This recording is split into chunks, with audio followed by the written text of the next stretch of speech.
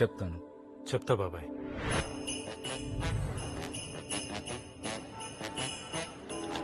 €1 పెడితే ట్రాలీ వస్తుంది కదండి. €1 అంటే 90 రూపీస్ రా ఎత్తవా. మరీ మనిషిని ఇలా వాడుకోకూడదండి, అన్యాయం. ఏంట్రా ఫ్రస్ట్రేట్ అవుతున్నావు? ఎక్కడో సుల్తాన్ బజార్ లో జాకెట్లు కుట్టుకుని నీలాంటి వాళ్ళని ఇంత దూరం ఎందుకు తీసుకొచ్చా? గాడిదని తెచ్చుకోలేరు కాబట్టి ఈ చాకరీ చేయించడానికి తీసుకొచ్చారు. మ్యామ్, ప్రొడ్యూసర్ గారు. సేఫ్ గా రీచ్ అయ్యారమ్మా?